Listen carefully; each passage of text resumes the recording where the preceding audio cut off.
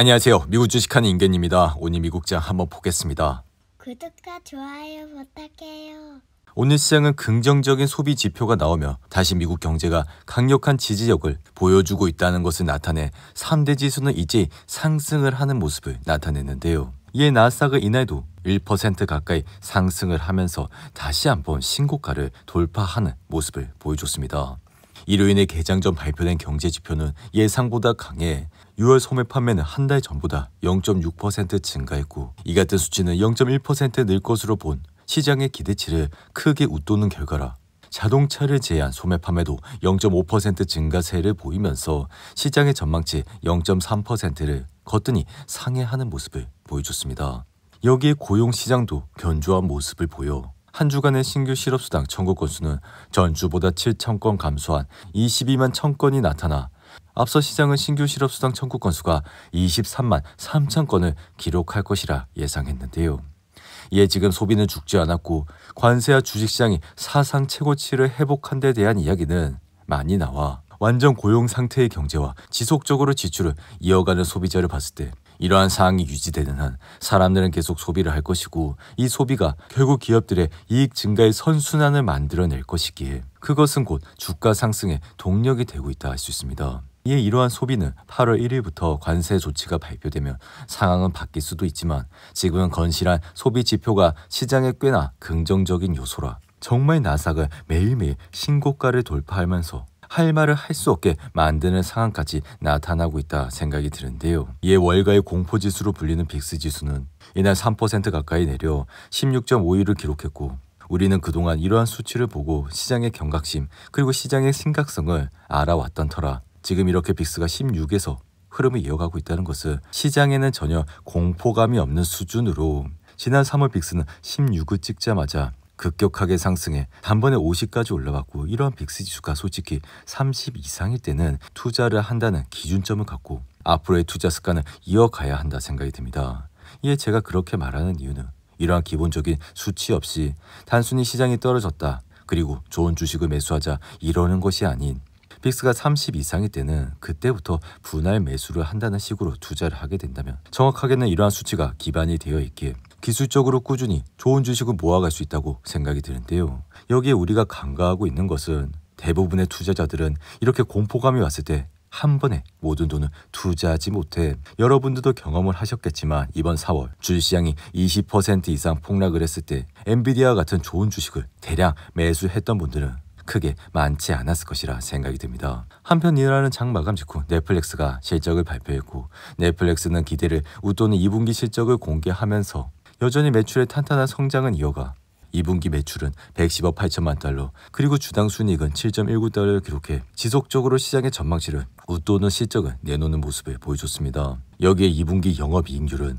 34.1%에 달해 직전 분기 대비 약 3포인트 그리고 전년 동기 대비 7% 상승을 하는 모습을 보여줬는데요. 그럼에도 넷플릭스는 올해 하반기에는 콘텐츠 삼각비와 대규모 라인업에 따른 판매 및 마케팅 비용 증가로 마진이 상반기보다는 낮아질 것으로 예상을 해 현재 주가는 장외에서 2% 가까이 떨어지고 있는 모습을 보여주고 있습니다. 그리고 이번 실적에서 발표된 건 올해 매출액 전망치를 452억 달러로 상향 조정됐다는 내용이 나왔고 이러한 예측치는 현재 달러와 약세와 견조한 가입자 그리고 광고 매출 증가가 반영된 것이라 할 수 있는데요. 사실 넷플릭스는 그동안 실적이 발표될 때마다 주가는 좋은 모습을 보여 예, 여러분들도 아시겠지만 이렇게 실적이 잘 나오고 기업의 매출이 탄탄할 경우 주가가 떨어질 일은 거의 없으며 그리고 넷플릭스는 지금 전 세계적으로 가입자 수가 증가하고 있는 추세라 뭐 크게 주가가 떨어진다고 해도 결국 올라가는 형태까지 보이고 있기에 그만큼 넷플릭스가 현재는 꽤나 탄탄한 기업이 됐다고도 할 수 있는데요.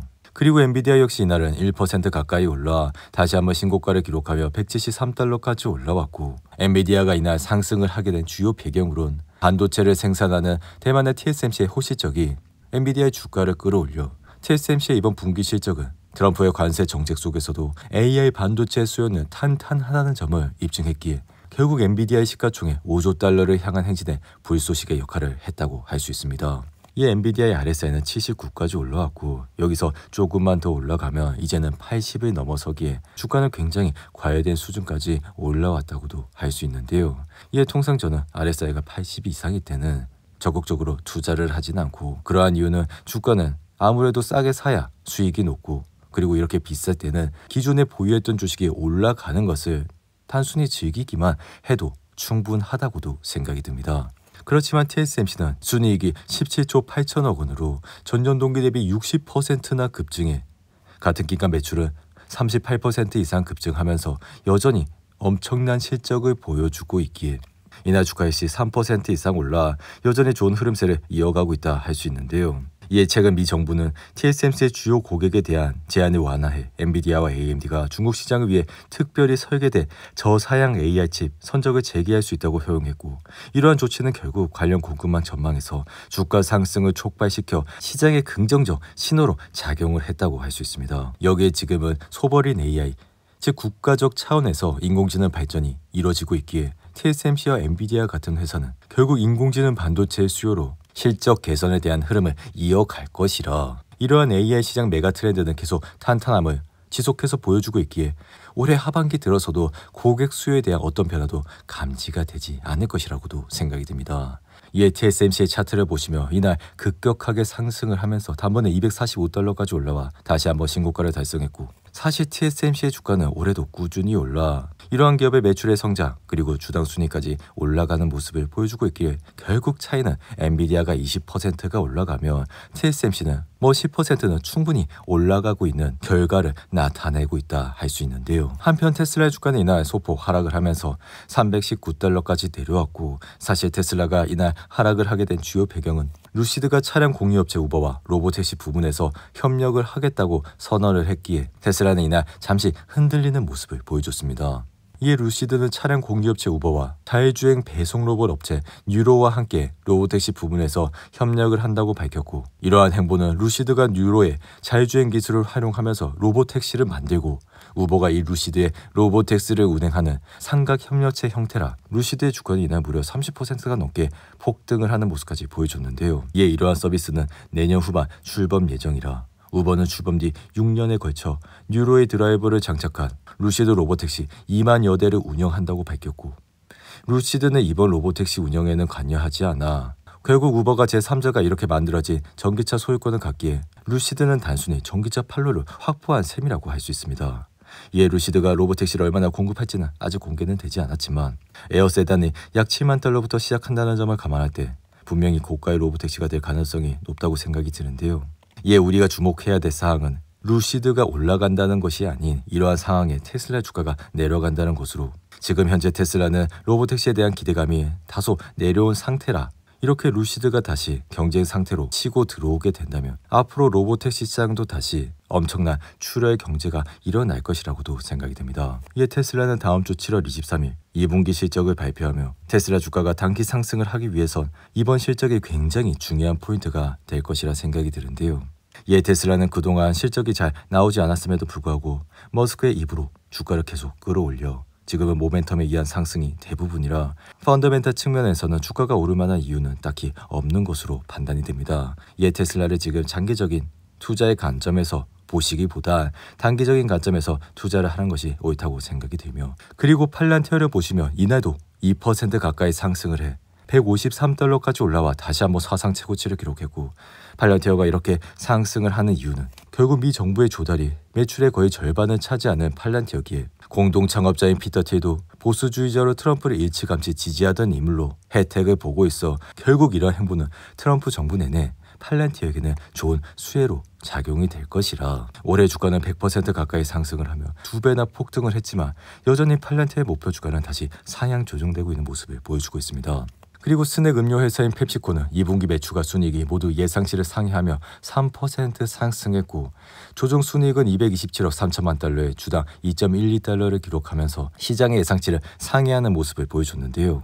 그리고 스타벅스는 제프리스가 투자 의견을 보류해서 하향으로 조정하면서 이날은 1.6% 하락했고, 제트엔진 제조업체인 G-에어로스페이스는 2분기 실적이 예상치를 상회하면서 이날 주가는 약 1% 가까이 상승을 하는 모습을 보여줬습니다. 이어 US뱅크는 2분기 순매출이 70억 달러로 시장의 예상치 70억 5천만 달러를 미치지 못하자 주가는 4% 하락했고, 온라인 자동차 시장 회사인 칼스닷컴은 JP모건이 투자 의견을 중립에서 비중 확대로 상향 조정하면서 이날을 6% 이상 상승을 하는 모습을 보여줬는데요. 이어 결제 기술 기업인 토스트는 도이치뱅크가 매수 의견을 제시하며 3% 가까이 상승했고, 유나이티드 항공은 2분기 매출이 시장의 예상치를 밑돌면서 이날 주가는 약 1% 가까이 하락을 하는 모습을 보여줬습니다.